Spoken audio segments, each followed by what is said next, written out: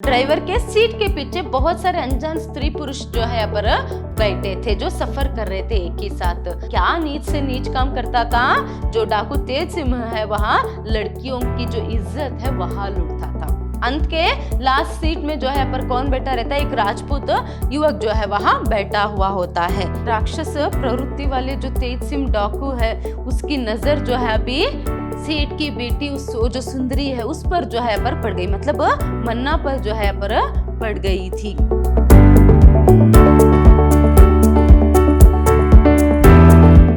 नमस्कार, मैं हूँ हर्षिता, हिंदी लेक्चरर, विद्याश्रम कॉलेज मैसूर। आज हम मैसूर यूनिवर्सिटी के सेकेंड सेमेस्टर बीकॉम की हिंदी पाठ्यक्रम से मेहंदी के फुल पार्ट जो है उसे देखेंगे। पाठ को देखने से पहले हम जो लेखक परिचय है उसे देखेंगे। देखिए, प्रस्तुत कहानी के कहानीकार है यादवेंद्र शर्मा चंद्र। इनका जन्म 1932 को हुई और इनकी जो मृत्यु है 2009 में हुई। देखिए यहाँ पर इनकी प्रमुख रचनाएं कुछ इस तरह है। तेरा मेरा उसका सच, सन्यासी और सुंदरी, हजार घोड़ों पर सवार, मेरी प्रेम कहानियां, एक और मुख्यमंत्री आदि इनकी प्रमुख रचनाएं हैं। प्रस्तुत अभी जो इनकी कहानी जो है मेहंदी के फूल जो दिया गया, अगर उसके बारे में कहना है तो देखिए यहाँ पर मेहंदी के फूल चंद्र की एक प्रतिनिधि कहानी है। मतलब ये लेखक की जो है पर एक प्रतिनिधि कहानी है जिसमें उन्होंने राजस्थानी जनजीवन का सफल चित्रण किया है। राजस्थानी जनजीवन का जो है एक सफल चित्रण उन्होंने किया है तथा राजपूती शौर्य को प्रभावशाली चित्रण द्वारा साकार कर दिया है। मतलब राजस्थानी लोगों में, राजपूतों में जो है जो शौर्य रहता है उसका बहुत ही सुंदर से और अच्छी तरीके से जो है पर वर्णन जो है उन्होंने किया है। तो इस पार्ट में हम क्या देख सकते हैं, एक राजपूतानी की जो शौर्य है या फिर राजपूतों में जो शौर्य रहता है उसे देख सकते हैं। एक ही समय शौर्य, आतंक, भय, इस सबको जो है हमें यहाँ पर देख सकते हैं। इतने अच्छे से लेखक यहाँ पर इस कहानी को जो है यहाँ पर लिखते जाते हैं कि एक ही साथ जो है यहाँ पर शौर्य, आतंक, भय, आशंका सभी भावों में जो है वो पाठकों को डुबो देते हैं।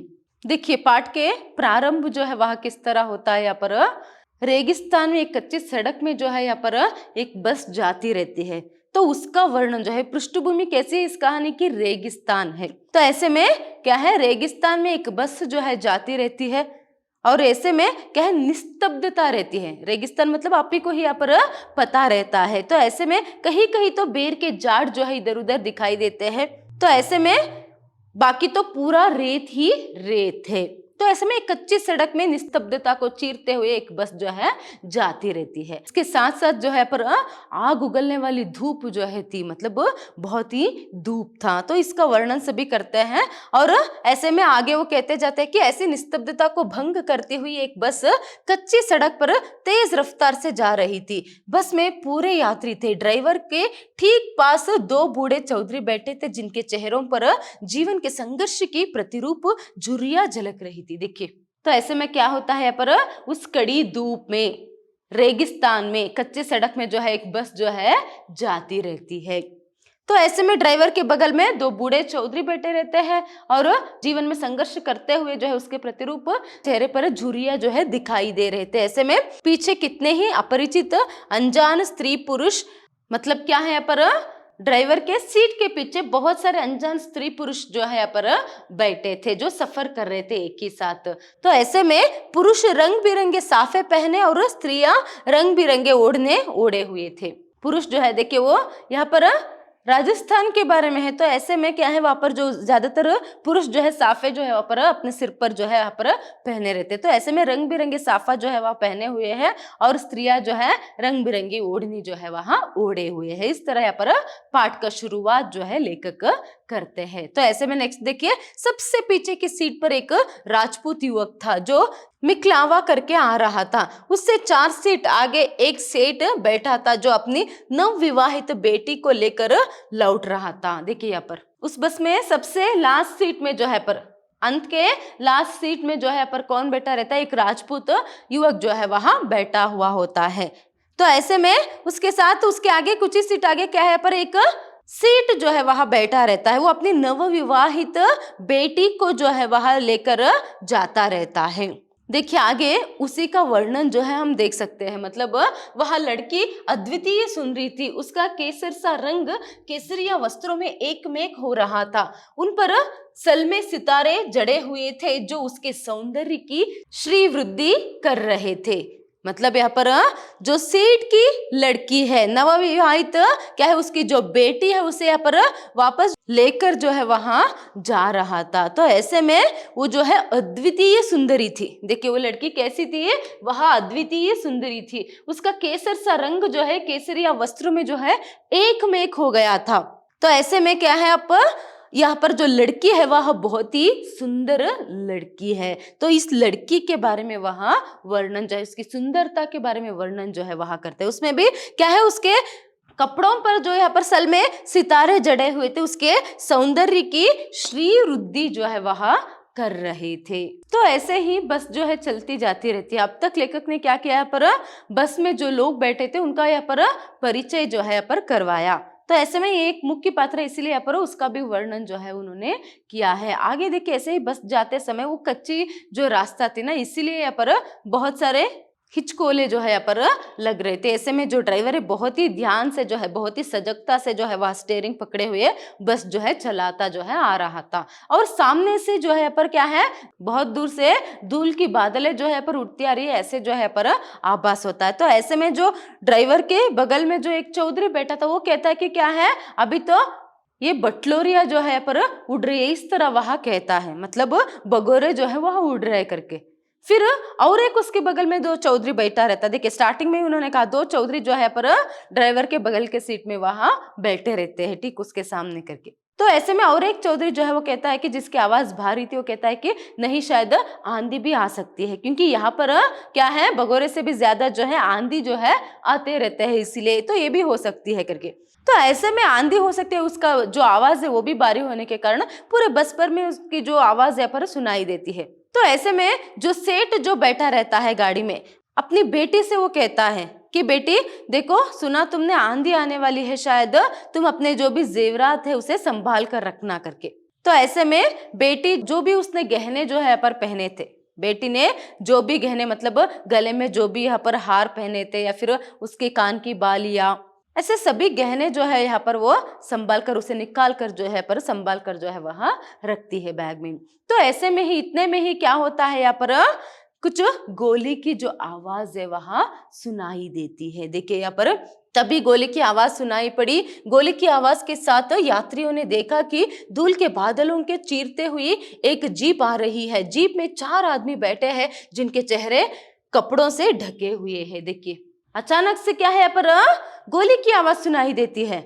तभी यहाँ पर बस में जो भी यात्रियां रहते हैं ना, वो सभी हैरान हो जाते हैं और सामने वो देखते हैं जो सामने से अब तक धूल की बादल जो है यहाँ पर उड़कर आ रहे थे, जो यहाँ पर लोग जो है यहाँ पर आंधी करके मान बैठे थे। तो ऐसे में क्या है, वहां पर उस धूल की बादलों को चीरते हुए एक जीप जो है सामने से आती है और सामने, ठीक बस के सामने आकर वहां रुक जाते हैं और क्या है, उससे डाकू जो है वहां उतरते हैं जिनके चेहरे पर कपड़े जो है पर बंधे रहते हैं। ऐसे में देखिए यहाँ पर एक यात्री चिल्लाया, डाकू डाकू आ गए हैं। देखिए एक यात्री जो है ऐसे दिखकर, मतलब उनके उतरते हैं, जीप से उतरते हुए देखकर जो है वो कह देता है कि, चिल्लाता है कि डाकू डाकू आ गए हैं करके। तो ऐसे में सारी बस में सनसनी फैल गई। डाकू शब्द फुसफुसाहट में बदल गया। सेठ ने जोर से कहा, बस को और तेज करो। जीप में बैठे लोग उतर गए थे। ड्राइवर के अतिरिक्त 5 लोग और थे। एक की हाथ में तनी हुई बंदूक थी। देखिए पर तो ऐसे में एक व्यक्ति जब चिल्लाता है कि क्या है, जोर से कहता है कि अरे डाकू है, डाकू आ गए करके, तभी सेठ जो है वो क्या कहता है, गाड़ी को और तेज करो और तेजी से जो है पर ले जाइए करके। तो ऐसे में क्या होता है, जो गाड़ी जो है पर आ रही थी वह रुक गई थी। तो ऐसे में वहां से लोग भी उतरे हुए थे। तो ऐसे में क्या है पर बंदूक जो है उनके हाथ में थी। देखिए एक तो उसमें जीप के ड्राइवर थे और उसके जो ड्राइवर था उसे छोड़कर जो है और 5 लोग थे। एक के हाथ में तो क्या पर तनी हुई बंदूक थी। ऐसे में बस जो है पर आगे बढ़ती ही रहती है। इतने में जो बंदूकधारी था वह एक गोली जो है फायर जो है वहां कर देता है। तो ऐसे में क्या होता है, यहाँ पर वो जो गोली है क्या है, जो बस की जो फ्रंट ग्लास रहता है ना, वहां पर लगकर जो है वहां हवा में उड़ जाती है। किसी की जान पर तो कुछ भी यहाँ पर आपत्ति जो है वह नहीं होती है। मगर इस तरह होने पर, गोली चलने पर क्या हो जाता है, यहाँ पर ड्राइवर जो है उसकी स्टीयरिंग से हाथ जो है छूट जाती है और बस जो है पर वहां रुका देता है, मतलब बस रुक जाती है। तो ऐसे में जो बंदूकधारी रहता है वह अपने जो यहाँ पर परिचय है वह खुद देता है। वो कहता है कि मैं डाकू तेज सिंह हूँ, मैं डाकू तेज सिंह हूँ, और आप सभी लोग अपना खैरियत चाहते हैं तो चुपचाप अपनी जगह पर बैठे रहिएगा करके। और इतने में सभी लोग जो है पर चुपचाप हो जाते, मतलब कोई भी पर बोलने के लिए नहीं जाते। मगर तेज सिंह करके इस तरह से फुसफुसाहट जो है बस में सुनाई देती है, डाकू तेज सिंह है करके। तो ऐसे में क्या होता है, वो फिर से कहता है कि बस में बाकी लोग जो भी है, मैं आपसे किसी को भी कुछ भी जो है पर नहीं कहूंगा या फिर कुछ भी नहीं करूंगा। मुझे तो सिर्फ क्या है, यहाँ पर जो सेठ की बेटी है ना, उसे जो है यहाँ पर ले जाना है, तो मुझे सिर्फ वह चाहिए, बाकी सभी लोग चुपचाप शांत रहिए करके डाकू तेज सिंह जो है यहाँ पर कहता है। तभी देखिए यहाँ पर बाकी लोग तो यहाँ पर मानो उन्हें थोड़ी सी तसल्ली मिली कि क्या है, वो लोग तो बच गए, मगर जो सेठ और उसकी बेटी वहां पर थे वो जो है और डर जाते हैं। पहले तो सेठ डाकू कहते ही डर जाता और कहता है कि क्या है, बस तेज करो, अभी बस रुक गया है। और जब डाकू तेज सिंह ये कह रहा है कि क्या है, बेटी को ले जाऊंगा मैं करके, तब तो वो और भी डर जाता। और जो बेटी जिसका नाम मन्नी है, देखिए इससे कुछ समय पहले जिस सुंदरी का यहाँ पर, जिस सेठ की बेटी का यहाँ पर उसकी सुंदरता का वर्णन किया था, उसका नाम क्या यहाँ पर मन्नी है। तो यहाँ पर जो बेटी मन्नी है, जो नवविवाहित है, वो क्या करती है, यहाँ पर अपने पिता से जो है चिपक जाती है, मतलब उसे भी बहुत डर जो है यहाँ पर लगता है। तो ऐसे में आगे देखिए, तेज सिंह उन दिनों राजस्थान का कुख्यात डाकू था, उसने कई जानें ली थी और अब वहां सच्चे डाकुओं की मान मर्यादा का परित्याग करके नीच से नीच काम करने पर उतारू हो गया था। जो डाकू तेज सिंह है वह उस समय जो है बहुत ही कुख्यात डाकू था। तो ऐसे में क्या है, उसने जो है बहुत सारे कई जाने जो है पर ली थी। तो ऐसे में सच्चे डाकुओं की मान मर्यादा को छोड़कर, देखिए डाकू मतलब क्या है, पर लूटने वाले, क्या है, जो पैसा या फिर जो भी सोना है, चांदी है, या फिर जो भी यहाँ पर संपत्ति है, उसे लूटने वाले डाकू है। मगर ये जो तेज सिंह है उसमें क्रूरता जो है भर गई थी और वो सच्चे डाकुओं की मान मर्यादा को जो है उसने परित्याग कर दिया था, मतलब क्या है, छोड़ दिया था। फिर देखिए आगे वो कहते हैं कि क्या है, वो नीच से नीच काम करने पर उतारू हो गया था। जो डाकू तेज सिंह है वह नीच से नीच काम करने पर उतारू हो गया था। चूंकि दूसरे डाकू अपने पेशे की नैतिकता और उसके धर्म को लेकर चलते थे, इसलिए उन्होंने तेज सिंह को स्पष्ट कह दिया था कि अब हम तुम्हारे साथ नहीं रह सकते, लड़कियों की इज्जत से खेलना हमारा धर्म नहीं है। देखिए वो क्या नीच से नीच काम करता था, जो डाकू तेज सिंह है वहां लड़कियों की जो इज्जत है वहां लूटता था। डाकू मतलब लूटने वाले, मगर पैसे लूटते हैं। अगर कुछ सोना चांदी लोगों के पास रहता है तो वो लूटते हैं, मगर इज्जत नहीं। देखिए इसीलिए जो तेज सिंह के साथ जो कुछ और भी डाकू थे, वो सभी इसलिए उसको छोड़कर चले गए थे क्योंकि जो डाकू तेज सिंह है वो डाकुओं का भी कुछ मान मर्यादा जो है पर होती है।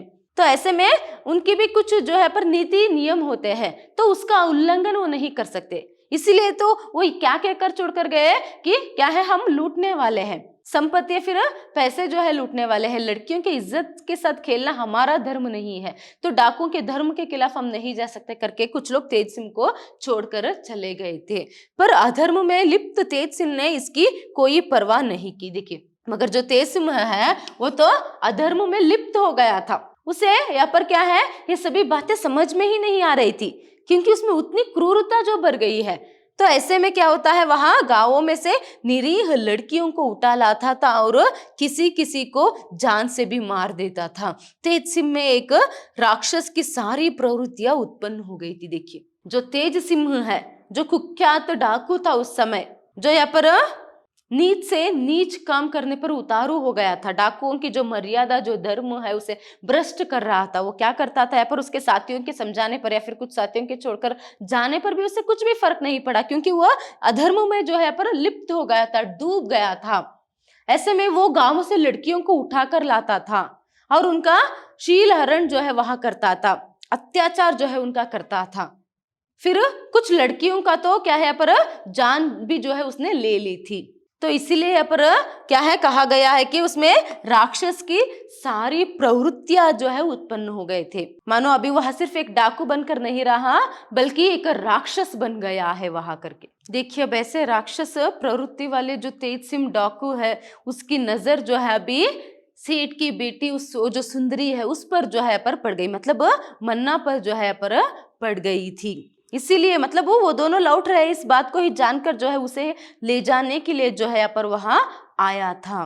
तो ऐसे में क्या करता है, वो खिड़की के पास आकर कहता है कि अरे सुना नहीं सेठ, अभी क्या है अपनी बेटी को भेज नीचे उतार करके। तो ऐसे में बेटी जो है जो भयभीत रहती है वो क्या है फिर से अपने बाप से जो है पर लिपटते हुए कहते हैं कि नहीं बापू, मतलब रुआंसू से आवाज में, मतलब रोते हुए कहती है कि क्या है, नहीं बापू मुझे इस राक्षस के साथ मत भेजना करके।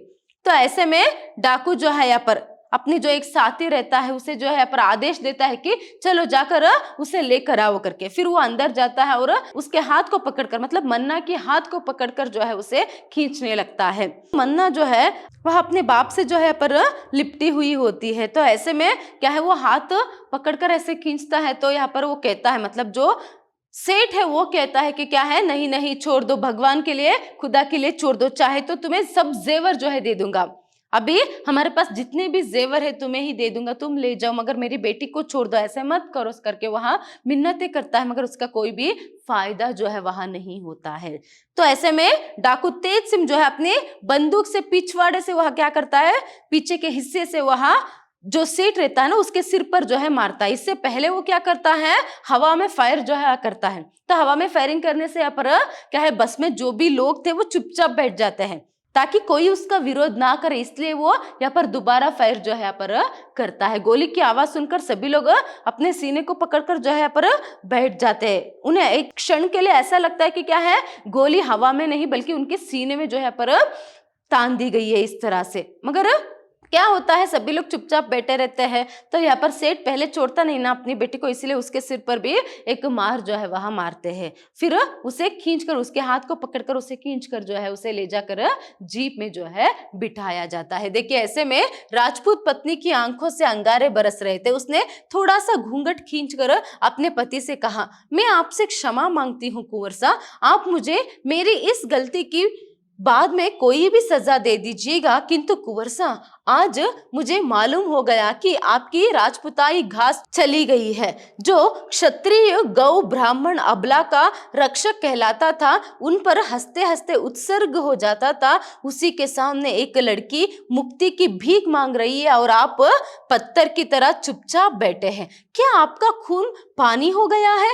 वरना क्या मजाल थी कि एक सच्चे राजपूत के होते हुए कोई चोर डाकू किसी बाप से उसकी बेटी छीन कर ले जाए। देखिए ऐसे में पहले तो सभी लोग जो है पर चुपचाप बैठे रहते, उसे बस से भी उतार कर, मतलब खींच कर जो है उतार कर जीप में बिठाया जाता है। जीप में बिठाने पर भी वो क्या है पर उसे बचाने के लिए चीखती रहती है, चिल्लाती रहती है, मिन्नतें जो है वहां करती रहती है। क्या कोई भी यहाँ पर क्या है इंसान नहीं है जो मुझे बचा नहीं सकता, इस तरह से भी मुझे बचा लीजिए, इस डाकू से मुझे बचा लीजिए, बहुत रिक्वेस्ट जो है वहां करती है। जीप में उसे बिठाया जाता है।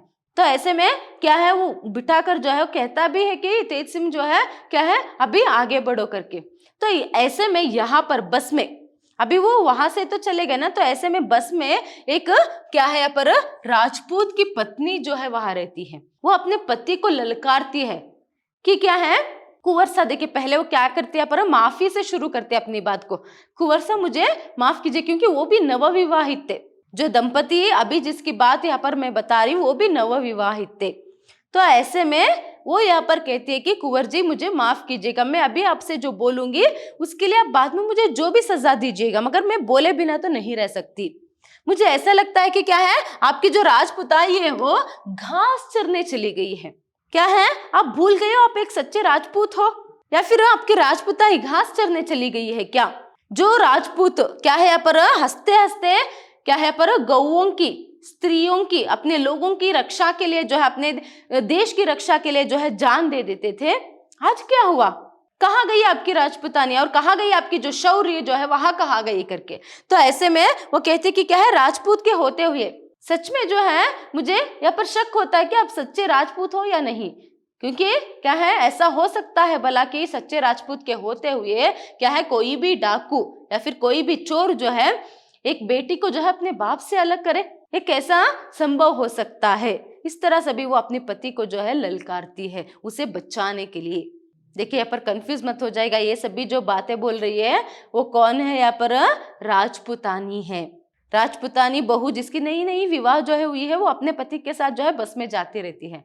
तो पति को जो है, जो सेठ की जो बेटी है मन्नी, उसको जो है मदद करने के लिए, उसे बचाने के लिए जो है यहाँ पर ऐसे सभी वहां बात जो है कर रही है। नेक्स्ट देखिए यहाँ पर क्या होता है। सेठ की बेटी को जीप में डाल दिया गया था, वह क्रंदन करती बेहोश हो गई थी। खूंखार डाकू तेज सिंह बंदूक लेकर उसके समीप बैठ गया। उसने ड्राइवर को आज्ञा दी, जीप रवाना करो। तो ऐसे में यहाँ पर जो राजपुतानी वो अपने पति से जो है, कुरानी जो है वो कुंवरसा से जो है पर बोल रही है कि उसको बचा लो करके। इतने में यहाँ पर क्या है, वो जो मन्नी थी उसे जो है पर डाकू तेज सिंह जो है वहां जीप में बिठा लेता है और ऐसे में चीख चीख कर आक्रंदन करते हुए क्या है, वो बेहोशी हो जाती है। तो उसके बेहोश होते उसके बगल में यहाँ पर डाकू तेज सिंह जो है वहां बैठता है। देखिए अभी एक सुंदर नवविवाहित युवती जो मन्नी है वह बेहोश हुई है, तो उसके बगल में यहाँ पर एक खूंखार डाकू जो है बैठा हुआ है। तो ऐसे में वो ड्राइवर से जो है यहाँ पर कहता है कि आज्ञा देता है कि अभी गाड़ी रवाना करो करके। तो ऐसे में यहाँ पर क्या होता है, बस के अंदर देखिए कुरानी ने सचमुच अपने हाथ की चूड़ियां खोलकर अपने पति की ओर बढ़ा दी। लीजिए, इन्हें पहनकर आप बैठिए और तलवार मुझे दीजिए। देखिए पर जो कुरानी है, पहले तो वो अपने पति से कहती है ना कि आप एक राजपूत हो, तो ऐसे में क्या है, उसकी रक्षा करना, जो यहाँ पर आपके सामने मिन्नतें कर रही है, जो यहाँ पर अपनी मान मर्यादा की रक्षा करने के लिए आपसे यहाँ पर क्या है, आपके सामने आक्रंदन कर रही है, इसे देखकर आप कैसे चुप हो सकते हो? तो इस तरह से भी उसने कहा था। फिर अगर आप माँ बाप भी जो है इस बात को जानेंगे कि क्या है, अगर आपके होते हुए, एक राजपूत पुत्र के होते हुए भी किसी स्त्री का यहाँ पर चीरहरण करने के लिए कोई डाकू उसे उठा ले गया, तो वो क्या सोचेंगे? उन्हें अपने आप पर शर्म जो है यहाँ पर होगा। इस तरह से भी वहां पर कहती है, उसे उकसाने की बहुत कोशिश करती है, तब भी वो चुप बैठा रहता है ना। तो ऐसे में वह कहती है कि क्या है, आखिर में मतलब उन्हें जाते देख आखिर में यहाँ पर वो कहती है कि अपनी चूड़ियों को उतार कर देकर लीजिए, इन चूड़ियों को आप पहनिए और आपकी जो तलवार है उसे मुझे दीजिए। तो कुरानी में यहाँ पर आक्रोश जो है भरा हुआ है। तो ऐसे में राजपूत ने आवेश में कांपते हुए स्वर पर काबू करके कहा, कुरानी, मैं राजपूत तो वही हूं पर समय बदल गया है। देखिए, इससे पहले उसे यहाँ पर क्या है, ललकारने के लिए, उसे बचाने के लिए, यहाँ पर कोशिश करने के लिए जो जो भी बात जो है कुरानी ने कहा था, आप सच में राजपूत हो क्या, आप सच्चे राजपूत है क्या, इस तरह से भी उसने बताया ना। तो इसीलिए यहाँ पर वो कहते हैं कि कुरानी, मतलब उसे गुस्सा आ जाता है। जैसे जब क्या है, यहाँ पर कुरानी जो है चूड़ियां निकाल कर उसे देती है अपनी पत्नी से, जो या तरह बात जो है सुनकर उसे गुस्सा आता है और क्या है, गुस्से में वो कांपते हुए स्वर को संभालते हुए वो कहता है कि कुरानी, क्या है, मैं राजपूत तो वही हूं पर समय जो है बदल गया है। मैं राजपूत ही हूँ, सच्चा राजपूत ही हूँ, मगर समय बदल गया है करके। तभी समय कैसा बदल गया? राजपूत के लिए दूसरों की रक्षा करने का कोई समय नहीं होता। देखिए कुरानी यहाँ पर उसका सही उत्तर जो है वह देती है, समय कैसा होता है? वैसे में एक सच्चे राजपूत के लिए, किसी को बचाने के लिए जो है समय जो है कोई ठीक समय जो है वह नहीं होता है। मतलब यहाँ पर वो क्या समझाने की कोशिश कर रही है, आप एक राजपूत हो, मतलब अपने पति को समझाने की जो कोशिश कर रही है, आप एक राजपूत हो, तो ऐसे में क्या है, यहाँ पर मान सम्मान या फिर प्राण की रक्षा करना, जो आपके सामने रहते हैं उनकी रक्षा करना आपकी जिम्मेदारी है, आपका कर्तव्य है। आप सच्चे राजपूत हो तो वो जो धर्म है वो निभाएगा। इस तरह से भी जो है वो कुरानी जो है यहाँ पर अपनी पति को जो है वहां समझा रही है। तो ऐसे में आगे देखिए, राजपुतानी ने हाथ जोड़कर विनीत स्वर में कहा, आपके माता पिता जब यह सुनेंगे कि ये एक लड़की की रक्षा कहीं नहीं कर पाए तो वे जीते जी मर जाएंगे। देखिए फिर आक्रोश में कहने के बाद वो विनीत स्वर में हाथ जोड़कर कहती है कि क्या है, अभी इस बात को अगर आपके माता पिता जानेंगे तो क्या है, वो जीते जी मर जाएंगे कि उनका जो वीर राजपूत पुत्र है वो क्या है, एक लड़की की रक्षा तक वहां नहीं कर पाया करके।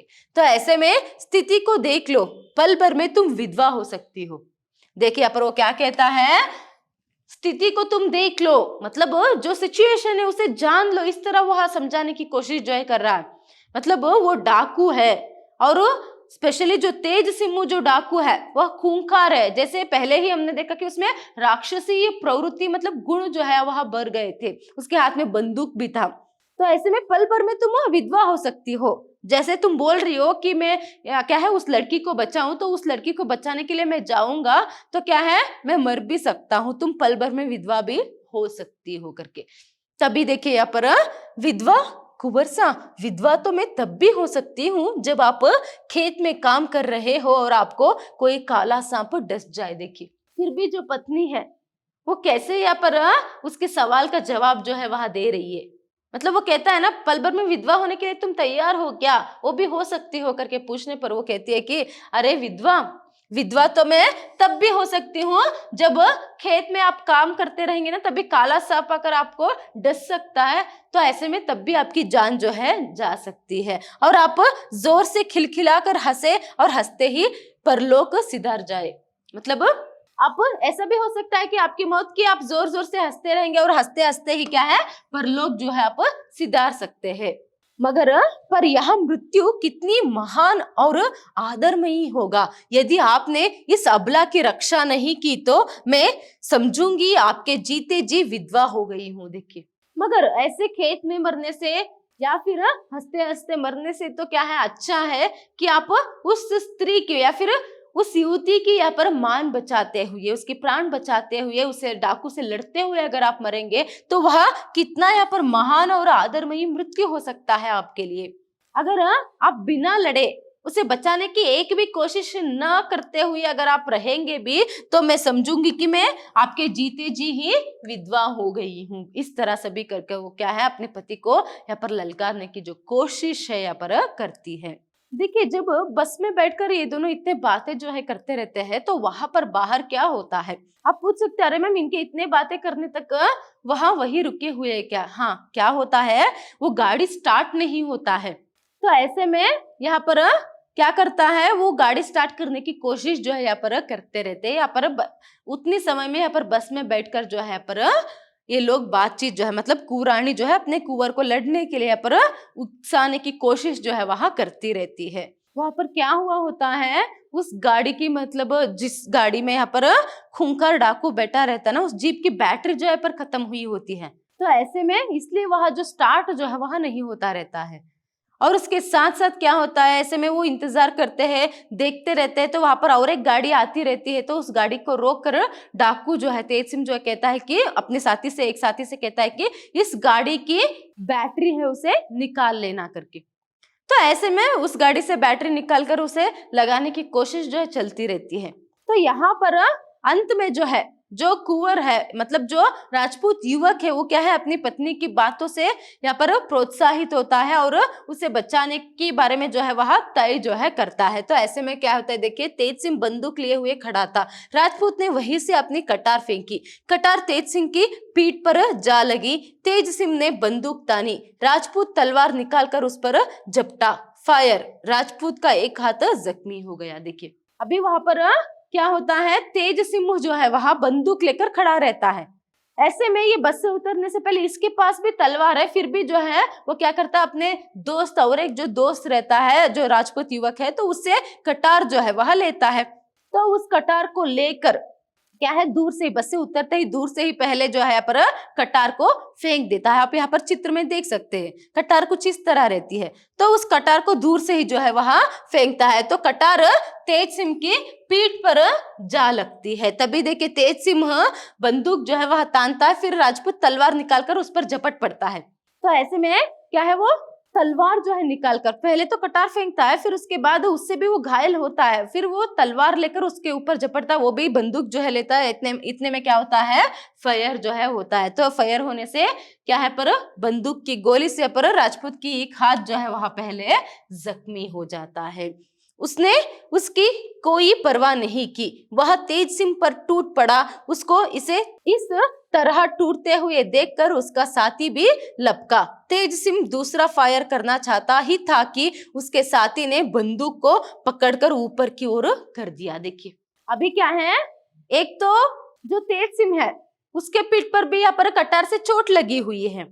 और एक क्या है यहाँ पर जो युवक है, राजपूत युवक, उस पर भी क्या है यहाँ पर उसके हाथ में भी गोली लगी है, वो भी जख्मी हुआ है।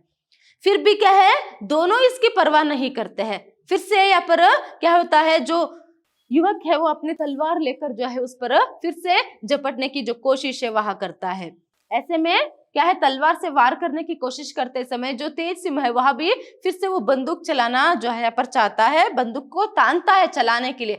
इतने में क्या होता है यहाँ पर, जो उसके साथी मतलब जिसे कटार ली थी ना युवक की, तो वह युवक जो है आता है और आकर फिर से जो साथी है युवक की वह क्या करता है, बंदूक को जो है ऊपर की तरफ कर देता है। तो फायर जो है पर हवा में जो है होती है, तो वो युवक की भी यहाँ पर सपोर्ट जो है उसे मिलता है। वहां पर थोड़ी सी लड़ाई जो है यहाँ पर होती है दोनों में। तो ऐसे पति को घायल होते देख क्या करती है जो राजपूतानी, वो चिल्लाती है कि तभी राजपूतानी जोर से चिल्लाई, आप सब बस में बैठे बैठे क्या कर रहे हैं, जाइए ना, उनकी मदद कीजिए, जाइए करके। मतलब पहले तो उसे अपने पति को जो है भेज दिया, अभी उसे घायल की अवस्था में देखकर और तेज सिंह को जीतते देखकर वो क्या करती है, यहाँ पर बस में जो बाकी लोग रहते हैं ना उसे यहाँ पर उन्हें यहाँ पर वो कहती है कि क्या है, आप लोग बस में बैठे बैठे क्या कर रहे हैं, जाइए ना, उनकी मदद कीजिए ना करके वह कहती है। राजपूत घायल अवस्था में तड़प रहा था, वह अस्फुट स्वर में कह रहा था पानी। राजपूतानी ने आकुल स्वर में कहा पानी। देखिए ऐसे में क्या होता है, बस से राजपूतानी के कहने पर क्या है, बस से पहले ड्राइवर उतरता है और उसके पास जो चौधरी बैठे रहते हैं वो भी उतरते हैं। ऐसे करके सभी लोग जो है बस से उतरकर जो है आते हैं।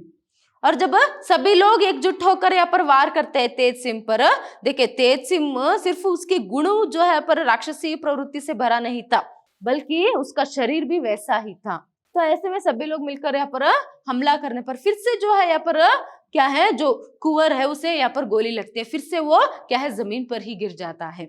और तेज सिंह भी यहाँ पर घायल होता है, वो भी क्या है यहाँ पर गिर पड़ता है, वो अलग बात है। तेज सिंह के गिरते गिरते यहाँ पर जो कुंवर है, जो युवक है, वो भी जो है राजपूत युवक, वह भी जो है घायल होकर क्या है नीचे गिरा होता है। तो ऐसे में क्या है, वो पानी पानी करके कहता रहता है। इतने में क्या है, जो राजपूतानी है मतलब जो कुरानी है वो आकर उसे अपने गोद में उसके सिर को जो है रख लेते हैं और वो भी क्या है पानी करके वो भी पूछती है। उतने में देखिए राजपूत ने स्नेह विगलित स्वर में कहा, कुरानी वह लड़की कहाँ है। मतलब वहां पर जो लोग रहते हैं सभी लोग, उसमें से कोई पानी देता है, थोड़ा सा पानी उसके मुंह में डाला जाता है, पानी पीते हैं। नेक्स्ट वो क्या कहता है, पर विगलित स्वर में कहता है कि कुरानी वह लड़की कहाँ है। तो इतने में क्या होता है, पर वो बेहोश होकर पड़ी रहती है, तो उसे भी होश आती है और उसके साथ साथ इसके सिर पर मारने पर, मतलब कौन जो सेठ रहता है, पहले उसे ले मतलब मन्नी को ले जाने से पहले ही उसको सिर पर वार करते हैं ना, तो वो भी जो है यहाँ पर वो भी बेहोश जो हुआ होता है, वो भी जो है संभाल कर से बाहर आकर देखता है। और यहाँ भी जो है इतने में मतलब ये सब कुछ होने में क्या है, पर तेज सिंह को मार कर गिराने तक जो है दोनों जो है पर बेहोश से जो है उन्हें होश जो है आ जाती है। फिर दोनों यहाँ पर आकर रहते हैं। उतने में ये भी जो है जो जमीन पर गिरा रहता है, तो वो भी जो है युवती के बारे में जब पूछता है, तो तभी कुरानी ने सजल नयनों से देखा। तब सेठ ने कहा, यह रही मन्नी मेरी बेटी, बिल्कुल ठीक है, आओ बेटी इधर आओ, तुझे तेरा भैया पुकारता है। देखिए पर क्या होता है, उसके पूछते ही पर एक तो कुरानी जो है वो सजल नेत्र से देखती है वो कहाँ है, इस तरह सभी मतलब उसमें बहुत ही दुख जो है भरा हुआ है पति की इस हालत को देखकर। तो ऐसे में उसके आंखों में भी आंसू जो है भरे हुए, इसीलिए सजल मतलब क्या है, पर आंसू से भरे हुई आंखों से जो है देखती रहती है। इतने में जो सेठ है वो आगे आकर कहता है कि क्या है, यह रही मन्नी मेरी बेटी। देखिए मन्नी है उस लड़की का नाम जिसको बचाने के लिए इतना सब कुछ हुआ, तो वह जो है पर मन्नी है मेरी बेटी। और फिर अपनी बेटी से कहता है कि आओ बेटी आओ इधर आओ, तुझे तेरा भैया जो है पुकारता है, पुकार रहा है, आओ करके वह कहता है। तो पिता के कहते ही यहाँ पर क्या होता है, जो बेटी है वहां यहाँ पर राजपूत उस युवक के पास जो है जाती है जिसने उसकी जान पर जो है खेल कर उसकी जो मान है उसकी रक्षा जो है की थी। तो उसके पास जाती थी कि एक तो पहले ही उसके हाथ पर क्या है गोली लगी थी, जो कुंवर सा है या फिर जो भी यहाँ पर राजपूत युवक है, तो वो भी लहूलुहान हो गया था। और एक तो उसके सीने में गोली लग गई थी, क्या है उस युवक के दूसरी जो गोली है उसके सीने में लग जाती है। तो ऐसे में क्या है, लहूलुहान जो है वहां होकर रहता है। तो ऐसे में एक हाथ उठाकर जो है उस मन्नी के सिर पर रखते हुए उसे आशीष देते हुए ये पूछता है कि तुम ठीक तो हो ना बहना करके, बहना तुम अच्छी तो होना, ठीक तो होना करके। तो ऐसे में वो इतनी रोती है और वो कहते कि हाँ भैया मैं ठीक हूँ। तो इस तरह सभी वहां कहती है। मन्नी तो कुछ बोल ही नहीं पाती है, मतलब वो रोना जो है पर शुरू कर देती है। तो नेक्स्ट यहाँ पर क्या करता है, जो राजपूत युवक है वो अपनी पत्नी से कहता है, मतलब कुरानी से कहता है कि तुम सही कहती थी। क्या है, एक सच्चे राजपूत को जो है इससे अच्छा मौत जो है वहां नहीं मिल सकता। देश, धर्म और मनुष्यता, क्या है, देश, धर्म और मनुष्यता के लिए तो क्या है, एक सच्चे राजपूत को जिंदा रहना है या फिर मरना है। तो मुझे आज मनुष्यता के लिए, देखिए आज जो वो मर रहा है, मरने की जो कगार पर है, किस लिए, मनुष्यता के लिए। तो ऐसे में क्या है, देश, धर्म और मनुष्यता के लिए जीना भी है और मरना भी है। तुम जैसे बोलती थी ना, अभी मुझे वो फील हो रहा है कि क्या है, अभी इससे अच्छा मौत तो मुझे मिल ही नहीं सकता था करके। तभी वो क्या है, उसे चुप कराने की कोशिश करती है। क्या है, आपको कुछ नहीं होगा, आपको कुछ नहीं होगा, अरे इन्हें कोई अस्पताल ले जाए, इस तरह से भी वहां कहती है। देखिए लेकिन राजपूत का रक्त बहुत बह चुका था। उसने एक बार फिर कुरानी की ओर देखा, उसके हाथों में मेहंदी के फूल महक रहे थे। राजपूत अपनी बुझती आंखों से उन मेहंदी के फूलों को देखता रहा जो सुहाग के चिन्ह थे। राजपुतानी विपुल वेदना से तड़प रही थी। वह एक बार फिर चीखी, इन्हें जल्दी से अस्पताल ले जाइए। देखिए पहले भी वो कहती है कि अरे आपको कुछ नहीं होगा, मैं बचाऊंगी आपको, अस्पताल ले जाएंगे, इस तरह से भी। ऐसे में जो राजपूत है, राजपूत युवक है, उसकी खून जो है बहुत ही बह चुकी होती है। तो इसीलिए वो मौत के बारे में सभी बोलता रहता है। ऐसे में वो क्या करता है, उसके हाथ को लेकर, मतलब क्या है, वो भी नवविवाहित है ना, तो वो भी नववधु है, उसके हाथ में अभी शादी की मेहंदी तक जो है वह वैसे ही थी। देखिए यहाँ पर मेहंदी के फूल महक रहे थे, मेहंदी के फूल महक रहे थे, मतलब शादी में जो मेहंदी डलवाया था वो हाथों में अभी भी वैसे ही है, वो गया तक नहीं, अभी उसकी पति जो है वहां मृत्यु के कगार पर है। तो ऐसे में देखिए राजपूत अपनी बुझती आंखों से उन मेहंदी के फूलों को देखता रहा जो सुहाग के चिन्ह थे। उस मेहंदी के फूलों को जो है वो देखता रहता, अपनी पत्नी के हाथ को इस तरह लेकर उन्हें देखता रहता है। तो वो तो मेहंदी के फूल जो है, जो सुहाग के चिन्ह है, उन्हें देखता रहता है। राजपुतानी विपुल वेदना से तड़प उठती है। क्या है, उसमें इतनी वेदना, दुख जो है होता है इसको कि वो तड़प उठती है और फिर से जोर से चिल्लाकर कहती है कि अरे कोई इन्हें क्या है, अस्पताल ले जाइए, इन्हें कोई अस्पताल ले जाइए, मतलब उसे अपने पति को जो है बचाना है। देखिए पहले पति ने ही कहा था कि क्या है, तुम विधवा हो सकती हो, तब भी वो यही कहती है कि क्या है, अगर किसी की जान और उसके साथ साथ उसके मान को क्या है पर बचाते हुए अगर आप मर जाएंगे और वैसे मैं विधवा हो जाऊंगी तो भी ठीक है। वैसी मृत्यु जो है बहुत ही कम लोगों के लिए मिलता, वो यहाँ पर महान मृत्यु है। तो वही यहाँ पर उकसाकर पति को बेचती है। फिर अभी मतलब किसी को भी हो, अगर आंखों के सामने पति मर रहा है तो दुख तो होता ही। अभी वो भी क्या है, बहुत ही नवविवाहित जोड़ी है, अभी सिर्फ कुछ ही दिन जो है उनकी शादी जो है हुआ है, कुछ ही दिन पहले ही तो क्या है उनकी शादी जो है हुई है। तो ऐसे में क्या है, अभी पति को मरते देख जो है वो दुख जो है सहन नहीं कर पा रही है। तो वो जैसे ही कहते हैं कि लोगों से कोई इन्हें अस्पताल ले जाओ, तो यहाँ पर जो राजपूत युवक है वो हाथों के इशारे से कहता है कि नहीं, मतलब उसे उठाने के लिए लोग जाते हैं तो उसे क्या है वह रोक लेता है उन्हें, नहीं मत उठाना करके वो यहाँ पर कहता है, इशारे से ही कहता है। तभी देखिए लोगों ने राजपूत को उठाना चाहा, उसने हाथ से ही न उठने का संकेत किया, उसका चेहरा और स्याह हो गया। उसने एक बार फिर मेहंदी रचे कुरानी के हाथों को देखा, मुस्कुराया, उन्हें चूमा। देखिए अभी जब लोग उसे उठाने के लिए आते हैं अस्पताल ले जाने के लिए, तो वो क्या है हाथ से इशारा करते हुए ना उठाने की बात जो है वह कहता है। फिर वो फिर से अपनी पत्नी की जो हाथ है वह देखता है, जिसमें मेहंदी के फूल जो है अभी भी खिले खिले है, और उसे देखकर वहां हंसता है और उन्हें चूमता भी है। कुरानी दर्द से कांप रही थी, उसने कांपते स्वर में कहा, आप बिल्कुल ठीक हो जाएंगे, आप जल्दी से अस्पताल चलिए। वो मना करता है ना अस्पताल जाने के लिए, इसीलिए कुरानी कहती है क्या कहती है वहां, अब सच में आप बिल्कुल ठीक हो जाओगे, सच में ठीक हो जाओगे आप, पहले अस्पताल तो चलिए। इस तरह से भी क्या है पर वहां पति से कहती है, मगर वहां नहीं मानता है। आगे क्या होता है, क्यूरानी ने अपने हाथ उठाए, हाथों पर बने मेहंदी के फूल खून से विभत्स धरातल की तरह सपाट बन गए थे, जैसे हाथों पर कुछ था ही नहीं सिवाय रक्त की। देखिए जब वो ये बात कहती है कि क्या है आप ठीक हो जाएंगे, आप पहले अस्पताल तो चलिए, इतने में क्या है वो उसकी हाथ को जो है उसकी जो मेहंदी की जो हाथ है जिसमें मेहंदी के फूल खिले हुए हैं, वो क्या है उसे उसकी हाथों को वहां अपनी छाती पर जो है रखता है। अपने छाती पर रखते ही उसकी जो जान है वहां चली जाती है, उसकी प्राण पक्षी जो है वहां उड़ जाता है। तो ऐसे में उसके मरते ही यहाँ पर जो कुरानी है क्या करती है, उसके हाथ को जो है ऐसे रख कर वहां देखती है। देखिए यहाँ पर हाथ उठाए, हाथों पर बने मेहंदी के फूल खून से विभत्स हो गया था, मतलब वो उसके हाथ खून से लथपथ हो गया था। और क्या है वैसे में उसको ऐसा आभास हुआ कि क्या है उसके हाथों में मेहंदी रची ही नहीं, मतलब मेहंदी जो है वहां खून में यहाँ पर छिप गया था। हाथ को देखने पर सिर्फ खून ही खून जो है वहां दिखाई दे रहा था, मानो उसने कभी मेहंदी ही नहीं लगाई। इस तरह जो है उसके हाथ खून से लथपथ जो है हो गए। तो ऐसे लथपथ हुए हाथों को देखते हुए क्या है वो रो पड़ती है, मतलब उसकी जो प्राण पक्षी पति को जो है वहां खो बैठती है। उसके प्राण पक्षी उड़ते ही जो है उसकी दुख जो है वहां दुगना हो जाता है। यहाँ पर आपका पाठ भी जो है वहां पूरा हो जाता है, मतलब लेखक पाठ को यहीं पर समाप्त कर देते हैं।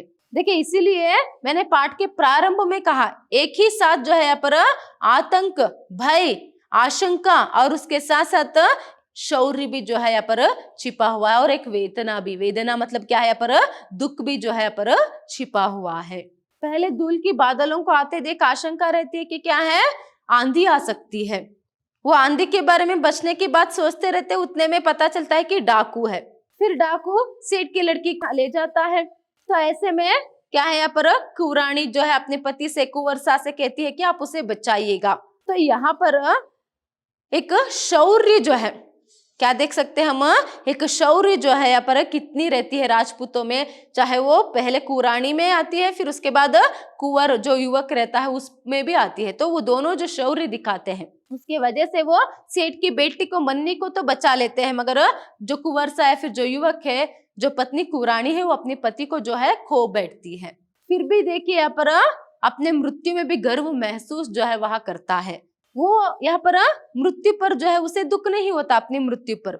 और एक यहाँ पर क्या देख सकते हैं हम, जो डाकू तेजसिंह है उसकी क्रूरता को देख सकते हैं। इसीलिए क्रूरता, शौर्य और आतंक, भय, दुख, इन सभी को जो है एक ही साथ हम इस पाठ में देख सकते हैं। पाठक इन सभी भावों में डूब जाते हैं। स्पेशली यहाँ पर जो कुंवरानी रहती है उसकी हिम्मत को, उसकी शौर्य को जो है दाद देनी पड़ेगी। जब पति ही खुद कहता है कि तुम विधवा हो सकती हो, तब भी जो है वो क्या कहती है, पर अगर ऐसे विधवा हो भी जाऊंगी तो ठीक है, अगर आप उसे बचाने की कोशिश नहीं करेंगे तो मैं समझूंगी कि मैं जीते जी विधवा हो गई करके। फिर उसके बाद अंत में जब वो पति को मरते हुए देख कैसे वो यहाँ पर दुख जो है यहाँ पर होती है, कैसे वो दुखी होती है, तो इसमें जो है उन दोनों के बीच में जो प्रेम जो था वह भी हम देख सकते हैं। स्पेशली क्या है इसमें राजपूतों की जो शौर्य है, जो वीरता रहती है उनमें, उसका यहाँ पर वर्णन जो है किया गया है। किस तरह वो खुद कहता है कि क्या है राजपूत जो है वहां देश, धर्म और मनुष्यता के लिए ही जीते भी है और मरते भी है करके। मतलब इन तीनों की बात आती है तो वो मारने के लिए भी तैयार रहते हैं और मरने के लिए भी। यही शौर्यता और यही वीरता जो है यहाँ पर उनका धर्म है। ये भाव जो है हम इस पाठ में देख सकते हैं। धन्यवाद।